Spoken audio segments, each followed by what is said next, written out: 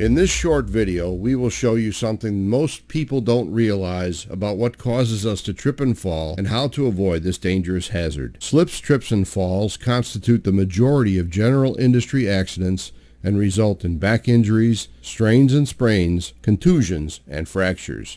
A trip happens when your foot or lower leg hits an object and stops, but your upper body continues moving, resulting in loss of balance. But first, let's understand one very important thing that we all have in common. Can you tell what it is? When a person takes a step, their foot comes off the ground about half an inch before it steps back down again. Therefore, anything that sticks up a half inch or more can cause you to trip, and then your momentum can cause you to fall.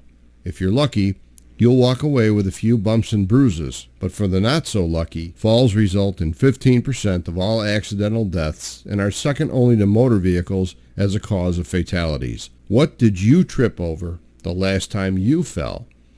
People tend to trip over things that we see all the time but don't normally notice. Things like a slightly curled up edge of a carpet or mat, extension cords, uneven walking surfaces like cracks in sidewalks or other walking surfaces, thresholds in doorways, tools, even those cute little pets snoozing in doorways cause hundreds of falls every day. Can you spot the trip hazards in this photo? Here's one where the surface changes elevation about an inch, and another change in elevation. Would you see this one? And two more changes in elevation, each more than half an inch. Anywhere you see a crack in a walking surface lurks a potential trip hazard. This is a joint in the sidewalk. Hard to see, but the difference here is almost 3/4 of an inch, more than enough to cause a fall. But can you see the other hazard? Here, almost invisible, but the crack should be enough to warn you. The elevation here changes only slightly, but enough to cause a hazard.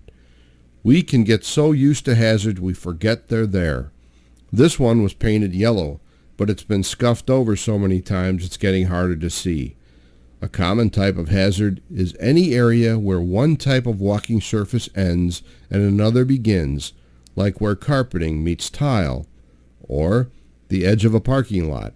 Sharp, unexpected changes in elevation are particularly dangerous. This one's much bigger than half an inch.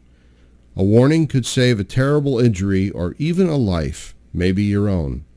A simple door threshold sticks up enough to trip anyone walking in or out. Hazards hide in plain sight, especially if the lighting is bad or if we are doing something that blocks our vision. Pay attention. If you're walking and texting, reading, daydreaming, or doing anything other than not paying attention to where your feet are going, you might as well be walking blindfolded because your eyes are not working for you, they're distracted. You can avoid injury because tripping and falling is preventable. Keep in mind that it's the little things we don't normally look for that can hurt us the most. As you're walking today, how many trip hazards can you spot? At work, at home, in the parking lot, or wherever you go. Remember, it only takes half an inch to change your day for the worse. Use your eyes and be aware of those little trip hazards as you walk. Thanks for watching.